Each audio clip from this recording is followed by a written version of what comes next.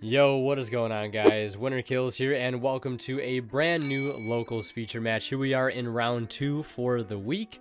We're starting with round 2 because I went ahead and made the executive decision to go ahead and actually scrap the round 1 match because it was just one of those matches where the one player really doesn't get to play at all, primarily due to brick hands, and it's just a very, very one-sided and quick 2-0. So we're just going to jump ahead to round 2 and forget that ever happened.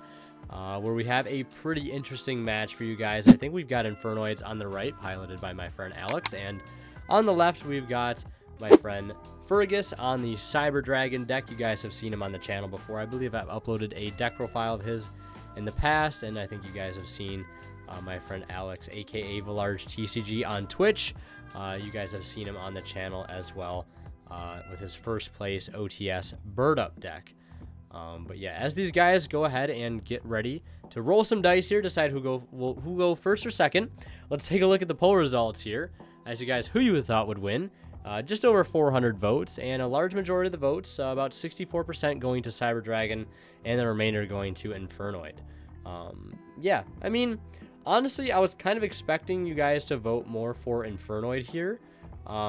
Just 'cause I feel like it's a very difficult deck for like other rogue decks to kind of go against, because just like Deviati and Nunku, all very, very strong cards, like really strong cards, and like the Infernoid engine is just really, really good as well. If it's a Cyber Dragon deck that wants to go first, you have Imagination live pretty much all the time. But I don't know what modern Infernoid lists look like anyways to begin with.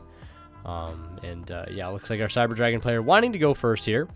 Opening up pretty strong, going into Galaxy Soldier, pitching hers, adding Galaxy Soldier and Cyber Dragon. So we're going to see him get into Infinity here rather quickly. Also, the main deck Cosmic Cyclone in hand here.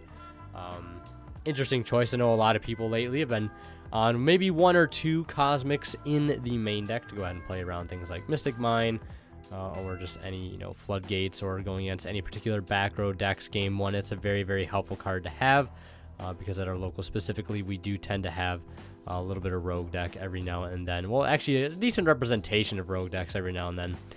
But we're going to see him actually, I was going to say, I thought for a moment he linked off the Infinity, but we're going to see him link into an Anaconda, dumping the Destiny Fusion, the Fusion Destiny, to go ahead and send Celestial and Dasher. I wonder what he's going to summon from the extra deck.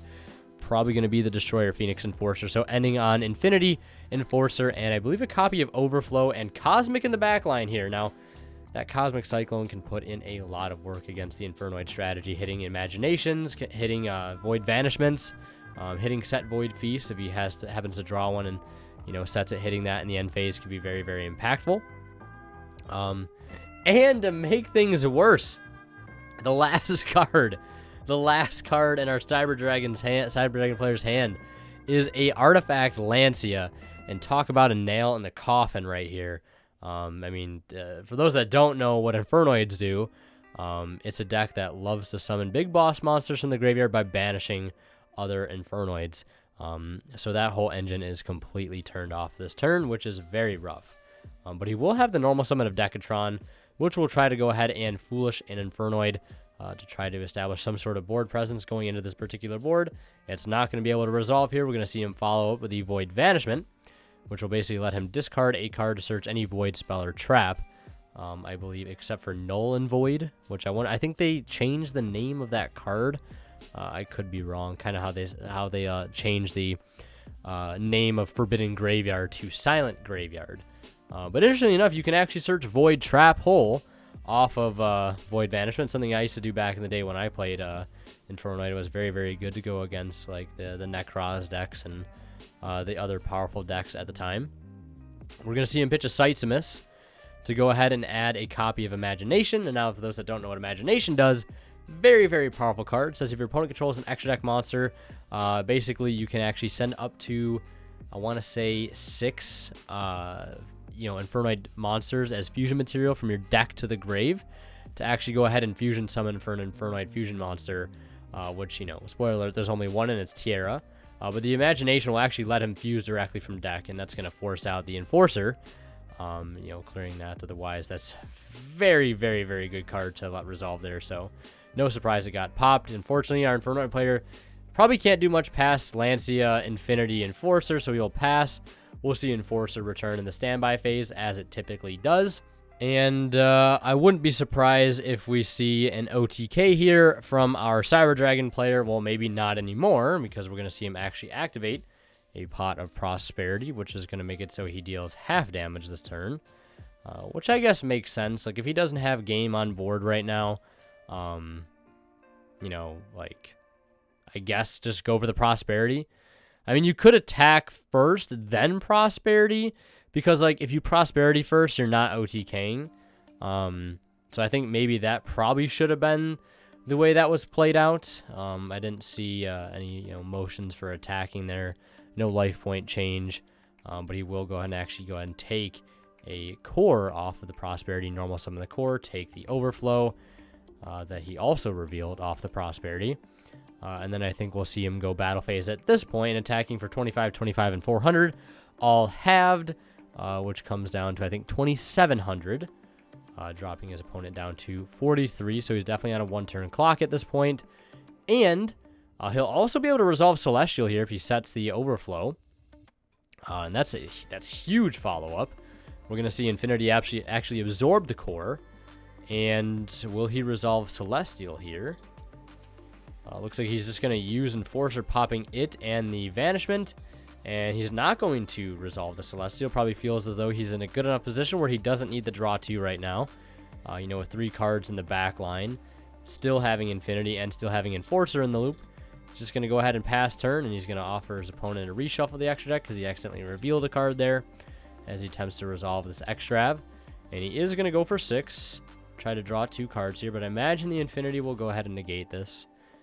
If your opponent is low on card advantage here, there's no real need to let that go ahead and resolve. So he will go ahead and detach the core, negate the Extrav, and does he have a follow-up that does not lose to A, Enforcer, or B, I guess, Imperm in the back line as well on the Decatron? That one's going to hurt quite a bit. Now, he could possibly have a Link play here.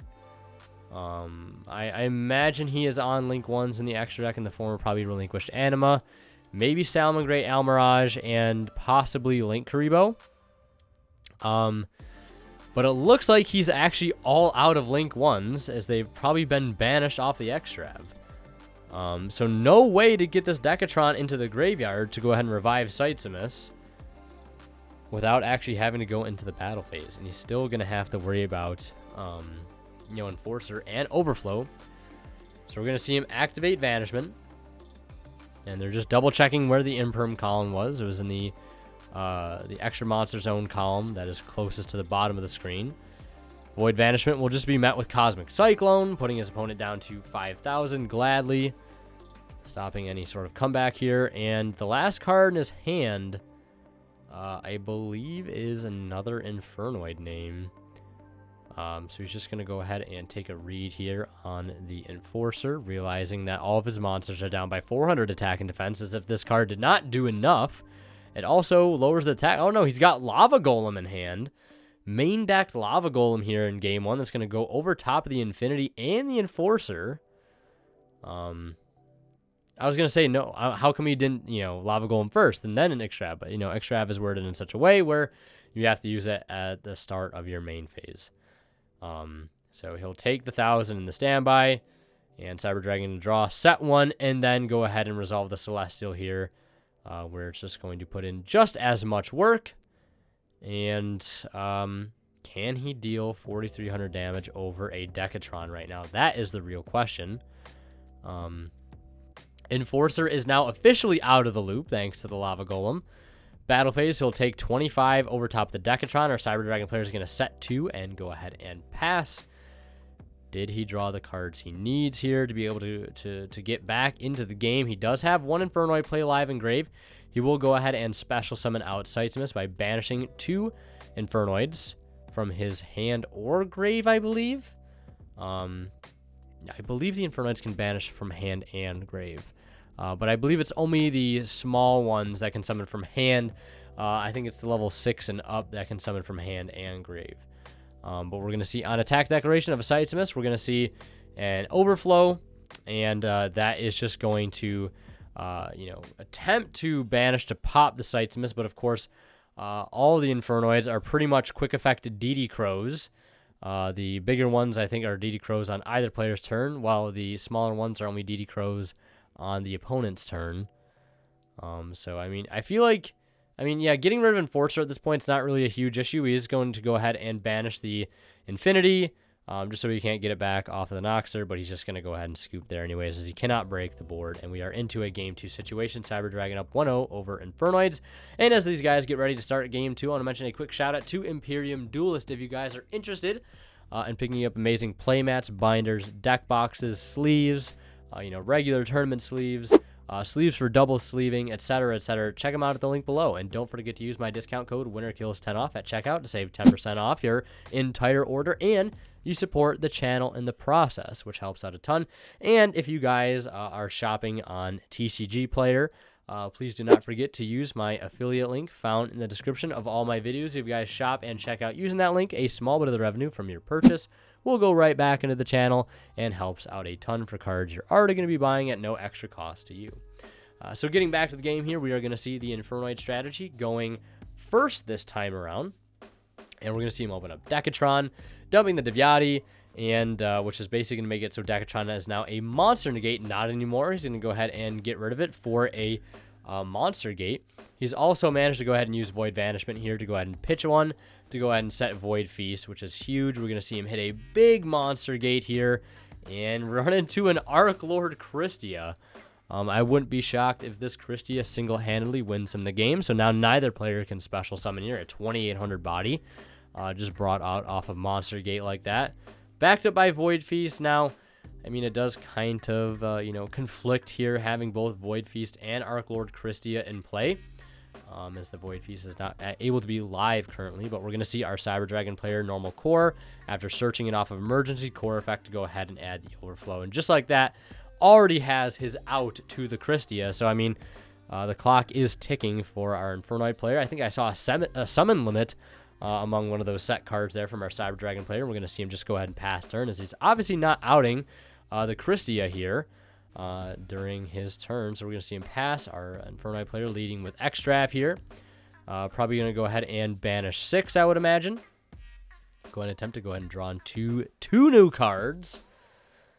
So we'll go ahead and banish 6 off the top. And it looks like 1 Tiara gone there. So you're going to go ahead and draw into 2 more cards. The graveyard is nice and loaded, though, because of that Monster Gate the previous turn. Although all of his, Infernoid plays are turned off at the moment. We're going to see him normal summon Decatron, which actually can contest the core here, allowing his Arc Lord Christia to swing in for 2,800 if he so desires. And this is really clutch, too, because if he dumps the Inuku here, like I'm expecting he will, he actually now has access to a Spell and Trap Negate, which can turn off any of the 3 back row that his opponent has. He knows he has Overflow, so I think going for a Nunku makes the most sense here, because this Christia is giving you a lot of leverage in this particular match, and having the negate for it now can just basically almost seal it at this point, making it so that that Christia is not going to go anywhere. He's going to need like Imperm plus Overflow to out this particular board. And, one thing while I'm watching this, it's just making me miss playing Infernoid. Because for those that don't know, I actually used to play and cover Infernoid a lot on the channel back when I played it during Zoo format. I played, 60-card Infernoids with the Zodiac engine. Oh my goodness, it was so much fun. And before that, I used to play it, before that Grasslook screener came out, with Card Troopers. I remember teching a small Red Eyes engine in there. With the Blackstone and the Red Eye Summon Skull card. It works so good in the deck. It was so much fun to play. But either way, we're going to see him swing in for just a little bit of damage and pass it over to our Cyber Dragon player, who now has to worry about Vanity's Emptiness, essentially, and also a Spell and Trap Negate. And Void Feast is still in the backline, which he does know about that. So if the Christia goes... and all else fails, he still has access to 2 more Decatrons. Well, I think actually 1 Decatron was milled off of the... Oh, no, I don't think a Decatron was milled off of the Monster Gate, because that would have got normal summon, because Monster Gate special summons monsters that can only be normal summoned. So, we're going to see him just set another card and pass. Now, our Infernoid player does not have game on board. it's going to be very hard to get game on board at this rate because of your own Christia. So he's kind of forced us to swing in for maybe 33 here and pass turn. I was going to say maybe you could normal summon a bigger Infernoid, but you can't do that because all the Infernoids except for Decatron cannot be normal summoned or set. So we're just going to see him swinging for 28 and 5, and it's going to put his opponent down to 18 now on a 1-turn clock. But I don't know. This board could get outed very, very easily right here. He could easily activate Overflow, banishing the core from the grave to go ahead and pop Christia. That'll force out the Anunku negate that is on the Decatron. And then basically, if you have anything else like an Imperm, you're free to play. But we're going to see him try to dig for something. It's going to get negated, actually, by the Decatron. I feel like you almost let that go through because I don't know what card he's going to be able to get access to that's going to immediately out the board right then and there, because if he does get an Imperm off of it, it's going to be completely dead until the next turn. But we are now going to see Overflow resolve as a result of the Decatron being baited out. And we're going to see him banish 2, hitting the Christia and the known set, which is Void Feast. So basically just a 1-for-2 right there. Very, very good trade. And the Christia will return itself back to the top of the deck as its effect does. And we're going to see him actually now go ahead and special summon out Galaxy Soldier by discarding a Cyber Dragon. And unfortunately, with no cards left in hand, will not be able to get the other copy of Cyber Dragon on field. Unless, of course, he wants to go ahead and normal summon it. And it looks like he is going to, just to get some damage on here and start putting some pressure on his opponent. So, normal summon Galaxy Soldier, hit for 2,000 and pass. But now that Christia is no longer on the field, and we know that was his top deck, he does have full access to his graveyard. So he's going to go ahead and banish 3. Just go ahead and summon the Deviati, and on summon, that is going to blow up all other spells and traps on the field. That summon limit getting cleared, everything else alongside of it. And then I think it comes out at 2,900. So not game, but it might as well be. So we're going to go ahead and go into game 3 here, a game 3 situation. And I believe Infernoid's being made to go first here, which I guess is kind of smart by making them go first. You turn off something like Void Imagination, and that's pretty much it. You're just playing around Void Imagination. But, you do have to worry about them setting up Void Feast and, potentially things like Christia within this deck. Unfortunately, he did open Double Torrential here, nothing else, and it's going to get met with Harpy's Feather Duster. And he is going to have to pass after that. And Duster clearing out those back row. Emergency for Core. Normal summon Core. Core effect, probably going to, you're going to go ahead and search the Repair Plant here. Linking off the Core into a copy of Almirage, and then we'll see him activate the Repair Plant to go ahead and search the Galaxy Soldier. And we might just see him assemble Lethal here, honestly, at this point. Because I think he does have, he's got hers and Galaxy Soldier. Really, really good 2-card combo here. So I think he's definitely off to the races. We'll see Cyber Dragon Infinity come out. We'll see that bring out a Cyber Dragon. Then we'll see him going to Anaconda for Enforcer. And, starting off the game, -2 for our Infernoid player. Not looking too good here, especially since he has an open field in which our Cyber Dragon player can go into. And I don't know if it's going to be game. Well, he does have Noxer in hand, so that changes things actually quite a bit. We're going to see him link 2 into a copy of Verte Anaconda, of course. And then Noxer pitching another Cyber Dragon, bringing back the Cyber Dragon, linking those into another link 2 here, going for the Noxer. Or not Noxer, going for Seeger. Opting to not go for Dagda, even though it is in the extra deck here. And he's just going to send the Overload Fusion off the Anaconda, and that is going to be game, not even needing Enforcer. Infernoid losing 2-1. Looks like you guys were correct, and that's going to do it for this video. If you guys want to see more of my content, click on one of the videos popping up on the bottom of the screen right now. And last but not least, I want to give a special thank you to our Divine Level channel members, and they're Cadillacs84, Pony Stark, Keith Sidgers, Tweeter0226, and Black Ninja Money. Thank you guys so much, as always, for your extremely generous support.